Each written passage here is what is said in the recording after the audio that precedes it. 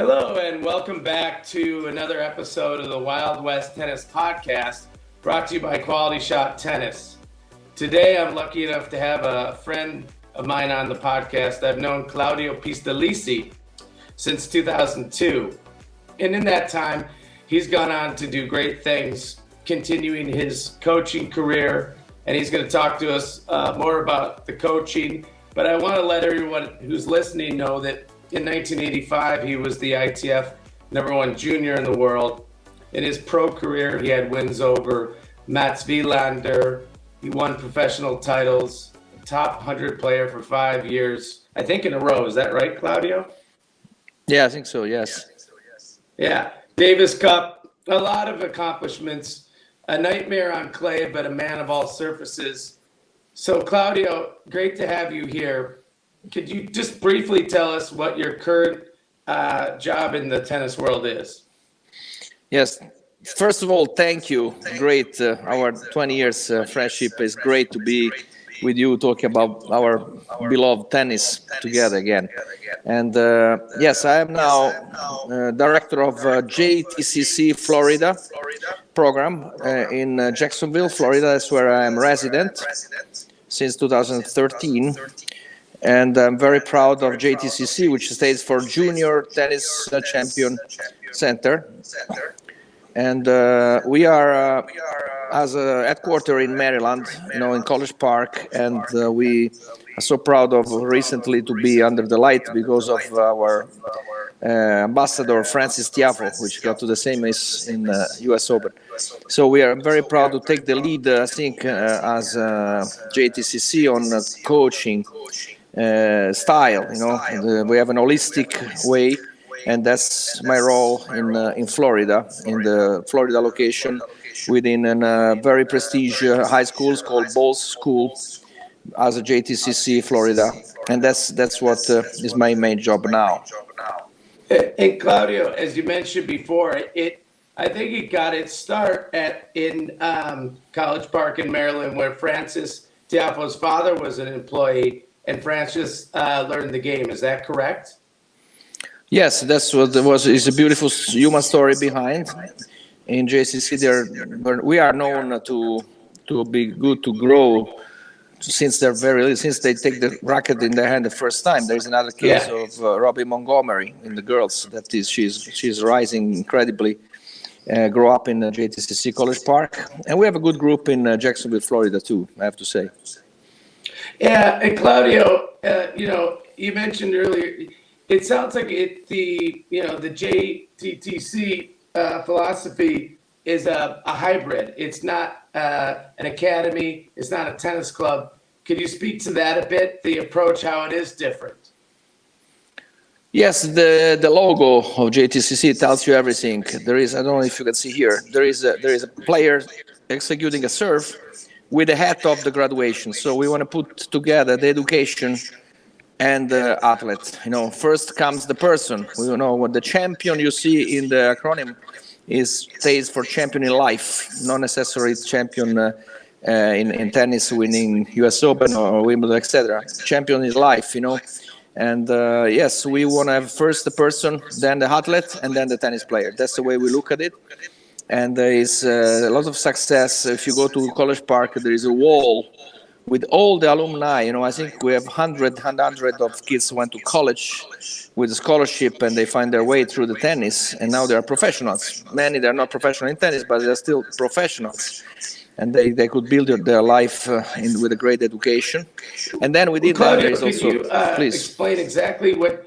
it started in College Park. It's still there. Your campus is in Jacksonville. When did the Jacksonville program launch? When did you guys start the program there in Jacksonville? Yes, in 2013, Brian Gottfried, which is a legend of our game and is my mentor, is like family for me. He's the best man on my wedding. Wow. And it was my coach when I was a player. I was already in Pony Vidra training at the ATP Center in 1992 when I was 25 years old. So it's a long story before that. They decided with the JCC, I was not there yet, to join Bowles School. It's a private high school, very prestigious, well-known. with 8 tennis courts, and that's when they start to have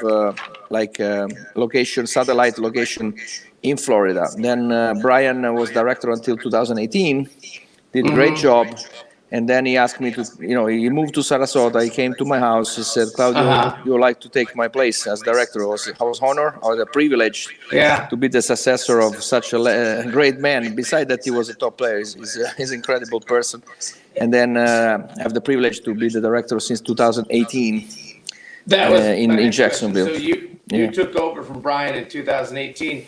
Claudio, can you talk about Todd Martin and Mel Washington's involvement with the organization? Aren't they also involved as well? Well, yes. Originally, Todd, they had an academy in Ponte Vedra Beach. We are talking about the beach of Jacksonville. So Ponte Vedra Beach, where the ATP headquarters is, and Todd started. The very, very first contact was Todd Martin, but right away he went to Newport. He got a position in Newport, and Brian became a director. And Todd was a resident in Ponte Vedra for many years. When I moved first time, we was kind of neighbor.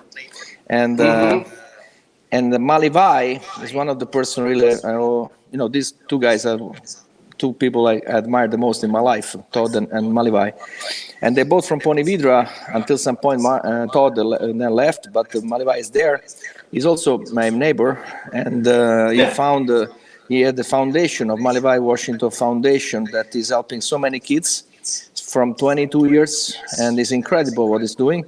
And we had some conversation with JTCC. We want to help each other to be partner, and it's working really well. So there's a lot of tennis in Ponte Vedra. I mentioned already 3 great champions: Brian Gottfried, Todd Martin, Malivai Washington, belong to the history of Ponte Vedra. I'm so lucky, even as Italian, to be in this town in the beach in Florida, in North Florida.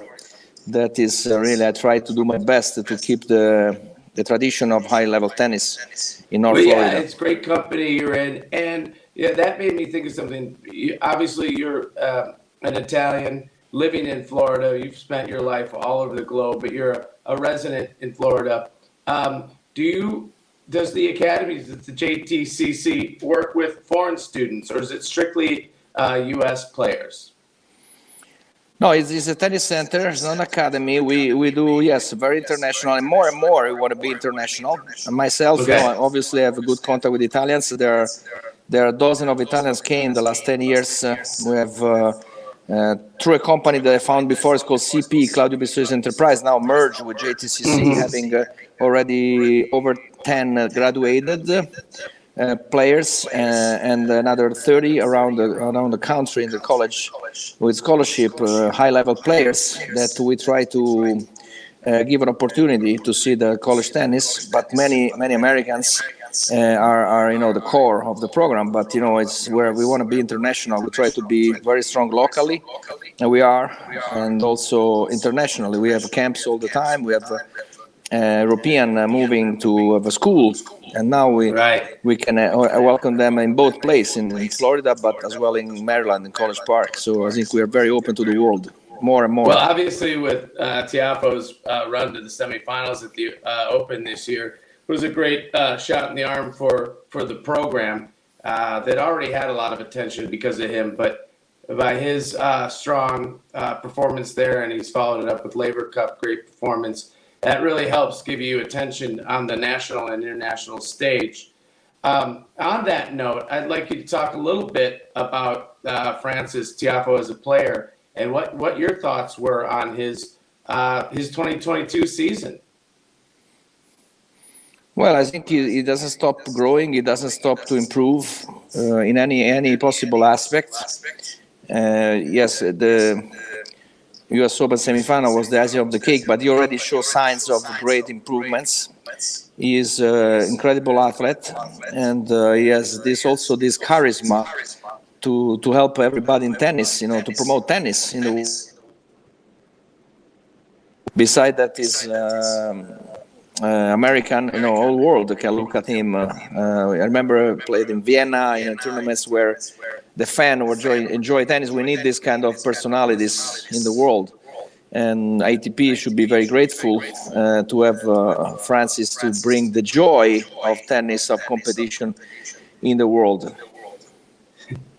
Yeah, he certainly does. And we can also talk about his compatriot, Taylor Fritz. I know that Francis and Taylor are very close, and they tend to sort of have similar goals. Let's get to the top 50 this year, et cetera, et cetera. Did Taylor Fritz, did his 2022 surprise you? His result at Wimbledon, qualifying for the year-end championship. What are your thoughts on Taylor? Well, I follow this group, this generation, since they're juniors. And again, Taylor is another player that never stopped improving. There are bumps in the road, but the general trend is that there is a plus sign for all of them. This generation also, I'm very close to the Opelka family. I saw a lot of Tommy Paul to get better, and all of them they're getting to the top. So Fred Taylor is break to the top 10. He won Indian Wells. That was really impressive. And Francis with the semifinals. So we start to be serious to bring American tennis back to the top. It was like wild that it was not there, but there's a lot of competition though. But they're really ready to go to the top. Maybe I don't know exactly who, but as a group, so there is Sebastian Korda. There are so many behind that also pushing. And this is great. It's fantastic. We've talked about this before on this podcast because we focus on not only North and South American players, any American player. So to your point, you've got these two guys. You've got, just a handful behind them. Korda, Brooksby. The list goes on. Tommy Paul had a great run in Paris. This is a pretty strong group. It's almost it could be like the U.S. tennis in the 90s. It really could be. We don't know yet. It's. Don't you think the competition overall is tougher in a sense? Well, no. To be compared to the group of Sampras, Agassi, Courier, Martin, Chang is tough. But it's when you have this plus sign that is getting better and they're very young. It's not too big of a risk to say that there is a chance to get at least close to that. There is a need to win majors and to see somebody number one at some point. This is the only two possible goal to compare this to the American incredible 90s year. But if you recall, because you were playing... Oh, there you are. We lost you for a second. Yes, you recall because you were... that was an era where you were around the game playing in the same tournaments as these guys. There was a little bit of a drought. McEnroe in '84 had that amazing year, and then we didn't have an American player win a major until Chang at the French in '89. So there was that drought of male players winning singles titles. This drought has been much longer, but maybe now's the time. Just getting one major out of this group of guys would be phenomenal. Yeah, I think to understand why was this hole in the time between this generation. Now back is the coaching. We have to look at the coaching, and now it's back to a lot of more humanity, not as a number, not focus on the sponsor, on a financial part, on rushing. I remember Michael Chang won French Open at 17, and then this I think misguide many categories from tennis, which is agents, federations, press. There is like this need of rush to be early, assuming that if you do something very early, you can only go better. But they're human being, so you have to follow the human part. Everybody has the needs of as a people.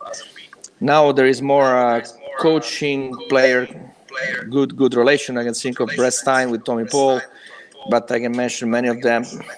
Wayne Ferreira now working incredibly with Francis Tiafoe. When there is this relation with empathy, empathy is the most important quality for a coach player. From Greek, in pathos, one is in the emotion of the other. This is the personal, the individual stories behind makes the success. This happened in Italy, for example, in many cases, like Berrettini, once for all. But that's what we need to look for, to have this holistic and to tailor-made. Each player is different, Its coaching is different. You don't want to have a model like it used to be, that everybody refer to one model, but you have as many models as many players you have. That's the key, in my opinion, to look for the future, to get more and more stories that translate into successful results. The key word you said, empathy. I remember when we met, you were you kind of explained to me the soul of tennis, and the soul of tennis I thought was interesting. It was an idea. I think you probably evolved it since we talked about it 20 years ago. But part of that is empathy. Can you speak a little bit more to that? That it's sort of, it's not forehands and backhands in that sense. That intangible of the psychology or the soul or the empathy. That's a tough one, huh? Yes, I mean, you want to see the humanity of tennis behind. You don't want to be, it's not a scientific sport, it's a humanity sport, it's a very humanistic sport, so you have your soul is something regarding, emotions like love, like happiness, like empathy, and that is the word, the words are very powerful. So you don't want to see like planning. There is not much to plan if you don't have this human part set up very well. Relation with the parents, if the coach is cooperating with parents, it can only be good for the best for the kids. So the human relation and makes the soul of tennis to be the foundation of the house. Then if you have that, then you can, the sky is the limit. You can do anything. But without that, you don't make it as a factory. You cannot buy 3 pounds of coaching. It's not a market. It's something that have to look. The human part is possible. Somebody is very good coach, somebody is very good player. You put them together, it doesn't work because there is no empathy. It's not something you can know before. You have to look for the humanity. That's my view already in '98. Yeah. Like in your coaching experience, you've worked with guys like Bolelli, and then a guy like Robin Soderling. Yeah. I don't know if their personalities are very different. They seem quite on the opposite end of the spectrum. So, and you've worked with men and women from all these different nations. That speaks to your ability to be empathetic and to connect. I mean, not many men and women have your resume of diversity with coaching all these different cultures. And for you, it just clicked. It's interesting, don't you think? Yeah, I think something helped me a lot in my career is from the beginning to adapt myself to the culture of the player and start from scratch each time. Once for all, don't forget Takao Suzuki from Japan. There is nothing more far and different as a culture from Italian from Rome with the Japanese from Tokyo. And we could work. Yeah, he didn't even speak English. I was still playing. I was still young, and we communicate through the tennis. Tennis is huge international language, and I teach him English. And also, when he was doing interview, he was speaking English as a Japanese with Italian accent. So it was pretty funny. I know. I remember. Yeah, you remember that? You introduced me to him. I thought he was Italian. It was crazy. Yeah, because I teach him English, and so this story behind, the story behind the talks, and then Michael Better from Germany. I'm very proud of the job I did with him and Robin Soderling. Yeah, Michael went. Yeah, the whole success. I know I survived 25 years in the tour as a private coach. You only do that if you win all the time, So I was lucky enough to have good players to win all the time, and they all had best ranking, and also in the women part. But then every time I need to start from scratch and respect the personality and the needs of the player I'm coaching that moment, Right. So that's the way I could survive all these years. I'm still, please. Well, speaking of survive, the greatest survivor in the history, the recent history, would be Monica Seles. And your role with Seles, could you explain that? Talk about that to our listeners, because I believe you came on as a hitting coach, but the process, how it worked with Monica, I'd love for you to share that story with the listeners, because that was really interesting to me. Yeah, so when I was a player, top 100, I had no problem to practice with Monica, player to player, and she appreciated that. So when she had the comeback after the problem she had with the stopping and everything, she remembered me. And of course, as a number one in the world, she needed a man to train, and I was still young. I could guarantee pretty high level of training, so I was a practice partner I played hours and hours every day. Start very early in the morning for almost 2 years, and touched my heart because I was so lucky to start my. I was not coaching, but it was like being the team of number one in the world is incredible luck, and I learned so much from And like her. you said, you were still on the tour, so it had to have helped your tennis as well. I mean, what a better person. I mean, serve and return maybe are different in men's and women, but as far as hitting ground strokes, right? Who better than Monica? Yeah. No, when I started to work with her, I was going away from the tour, but I was training with her as a friend, as a player to player when I was top 100 men's.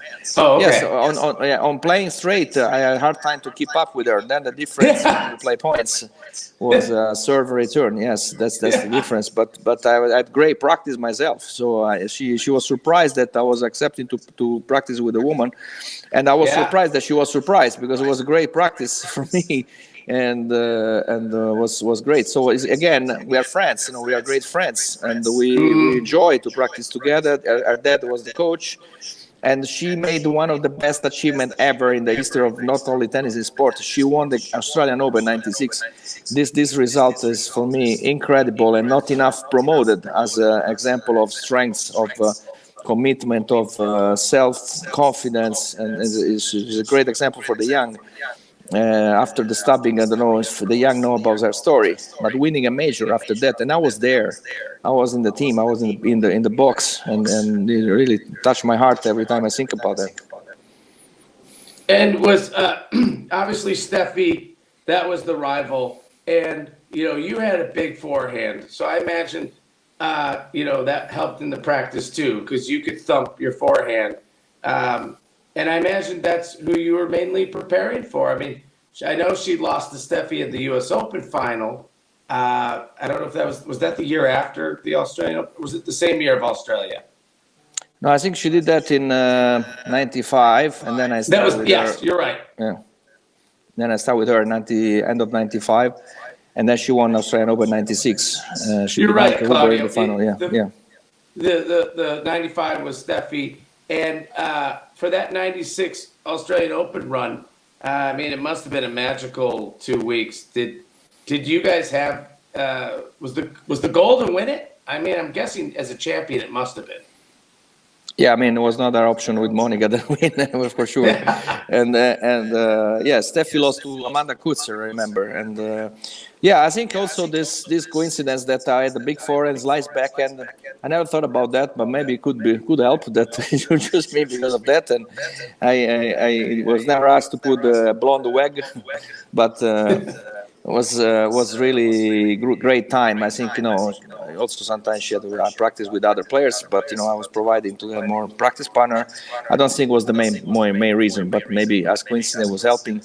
And well, I think you had a close relationship with her father, who was primarily her coach at that point, wasn't he?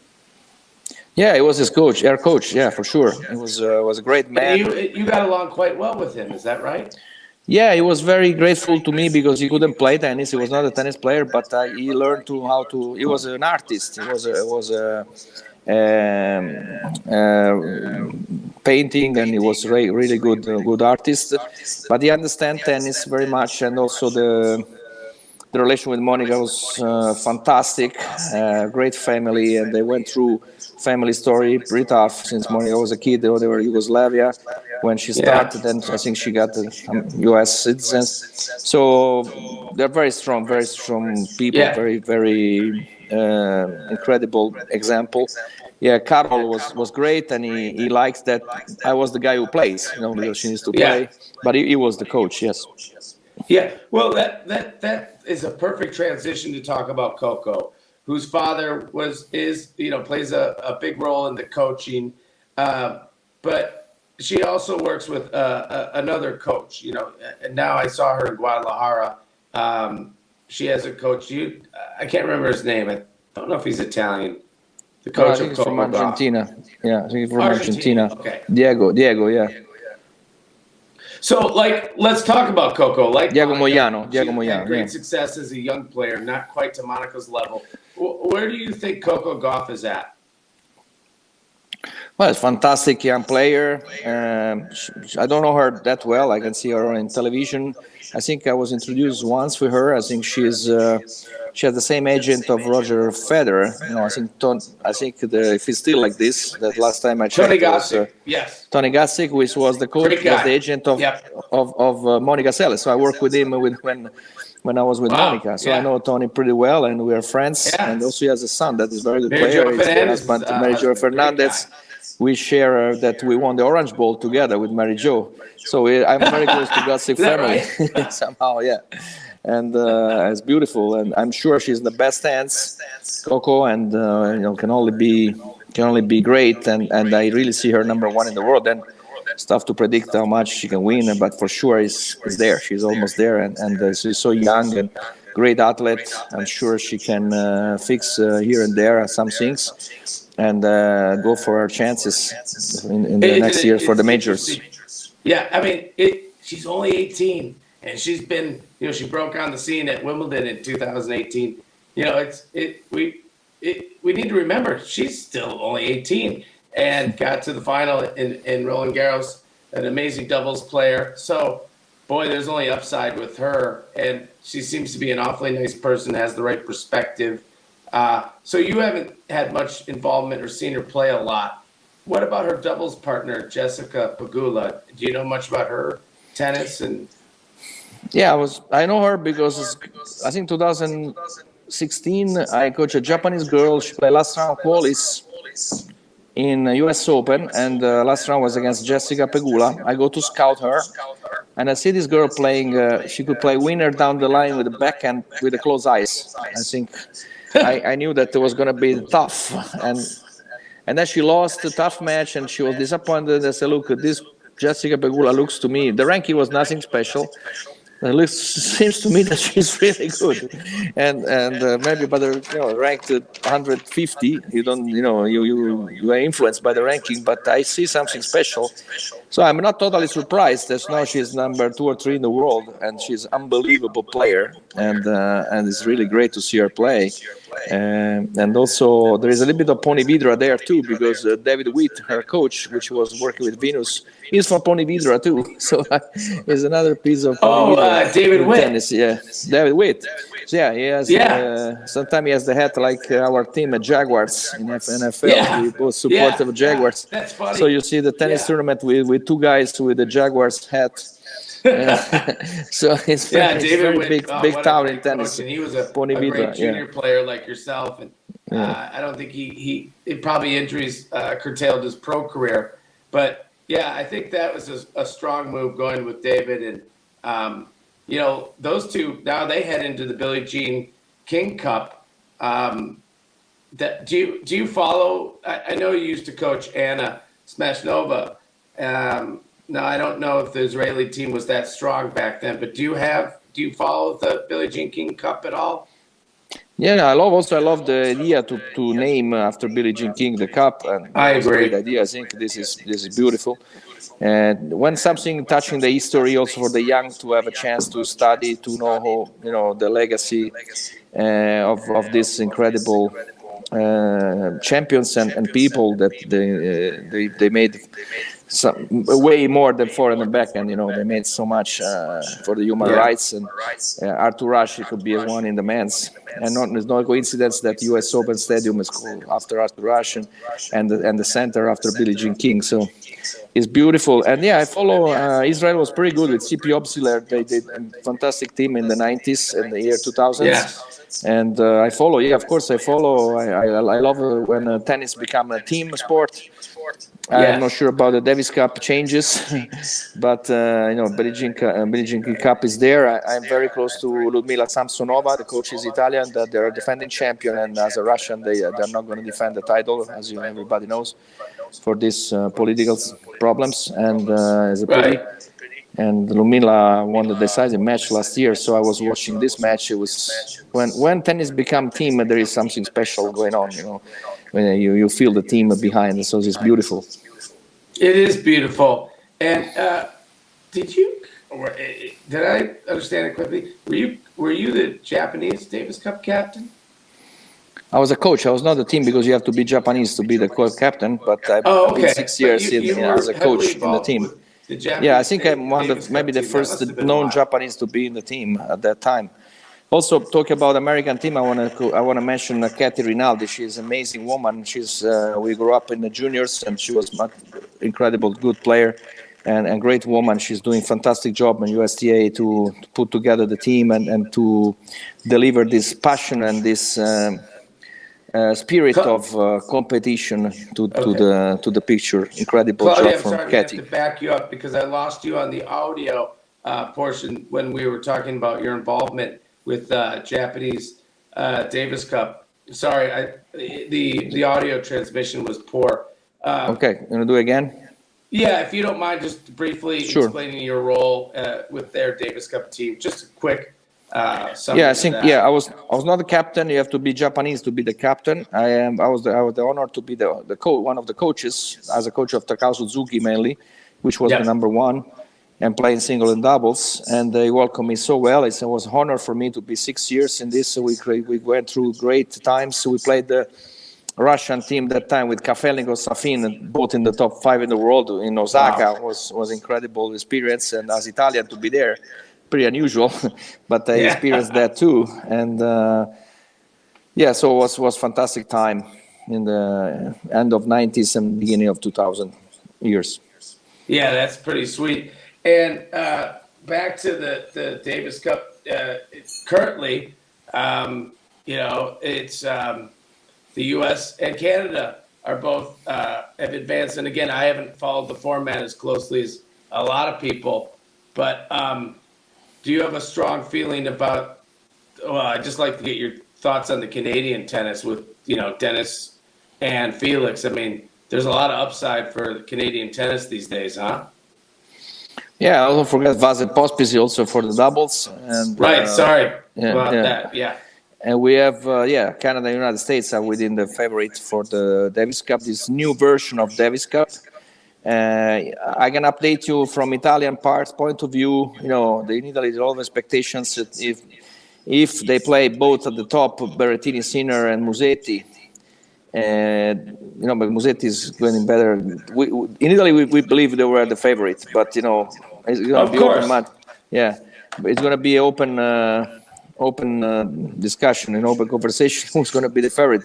Spain with Alcaraz and Nadal would be the favorite, but Alcaraz is not going to play. The question in Davis Cup is who's going to play, because that is always the question at the end of the year, right? It's not for granted that top players they all play, which is a pity. That was the reason why they tried, I think, to change the format, to change everything, and it's not successful because the half of the players they're not there anyway. That's a pity, but nothing we can do.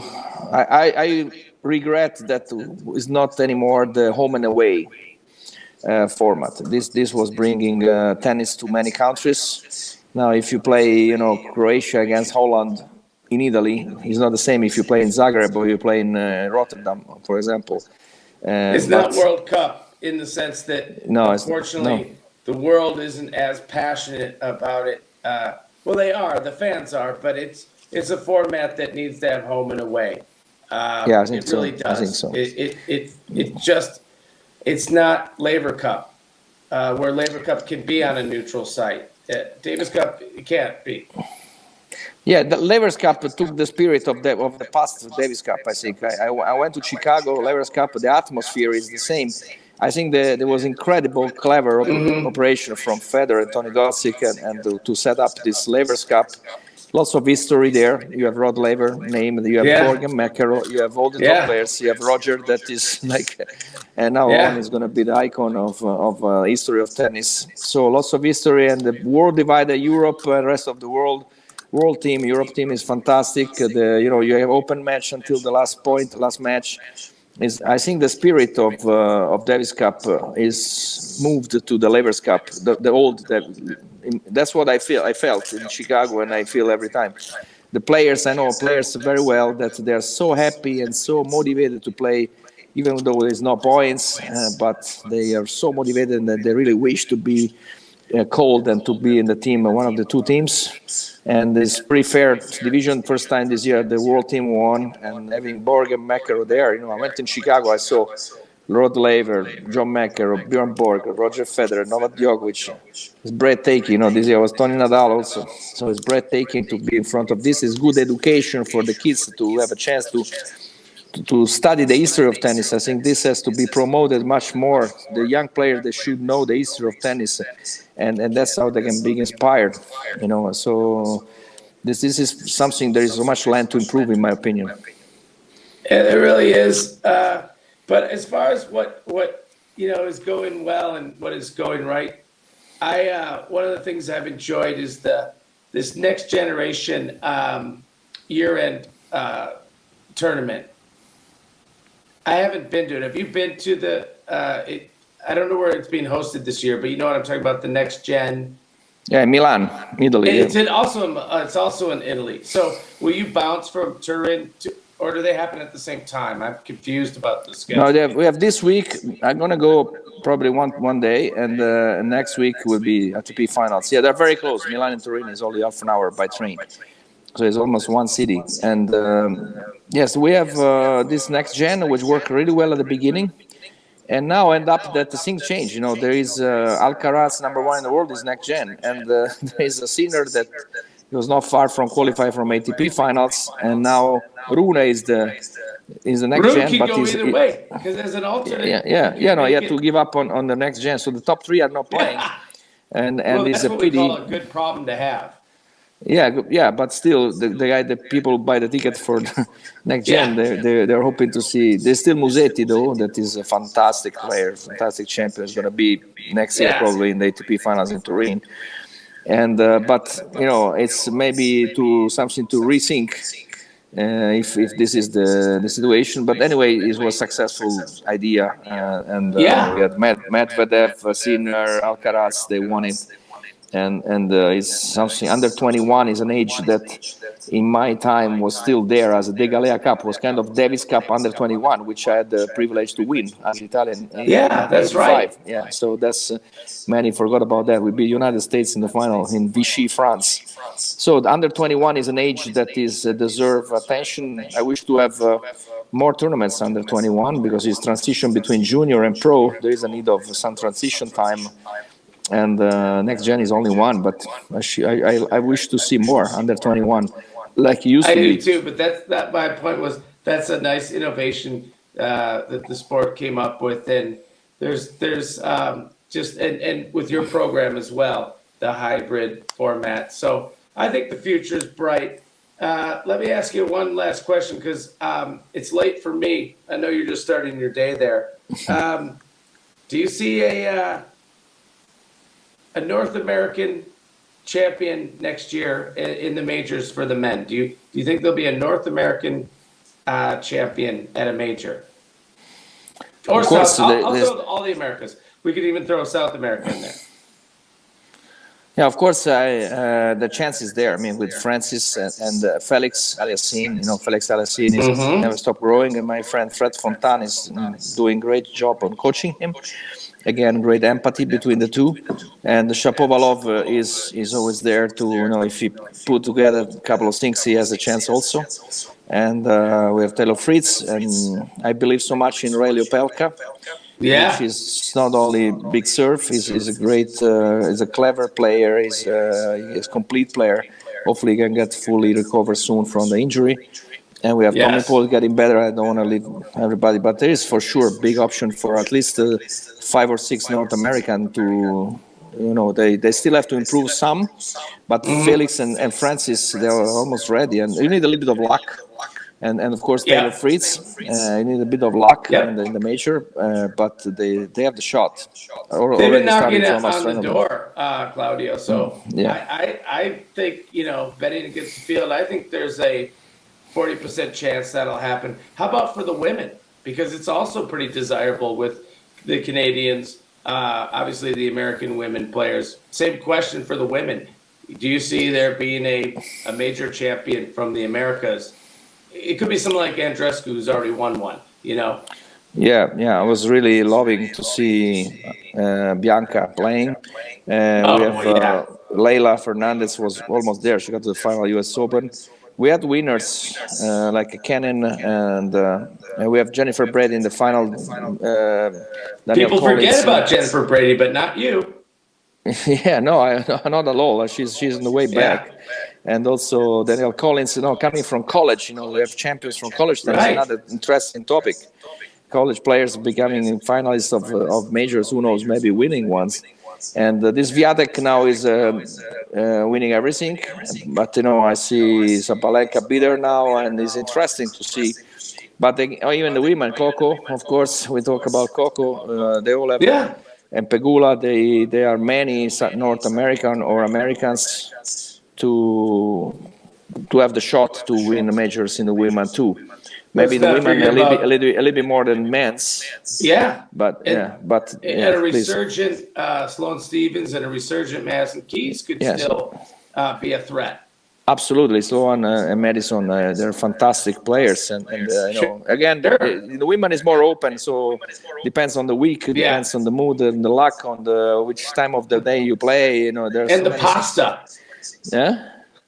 And the pasta. But Claudio, speaking of pasta, I mean, it's probably almost lunchtime for you. I know you're going to dig into a bowl or two, but I just want to say this has been a pleasure. I had the pleasure of getting to interview you in the 2000s for print, but to do it on this format, it really, I'm going to sleep great tonight. Thank you. I'm the one thanking you. It was a pleasure for me, and I look forward to do more in the future if you like. Technology helps, and so I really look forward, and thank you so much to you and everybody's listening. Thank you very much, Claudio. So I'll send us out. Remember, please not forget to subscribe to QualityShot Tennis or listen to us on your favorite podcast provider. And there'll be more next week. We're going to continue with so much to talk about with the American players. So again, I'm thanking my guest, Claudio Pistolesi. Ciao. My pleasure. Ciao. Grazie. Grazie. Adios. Ciao, ciao.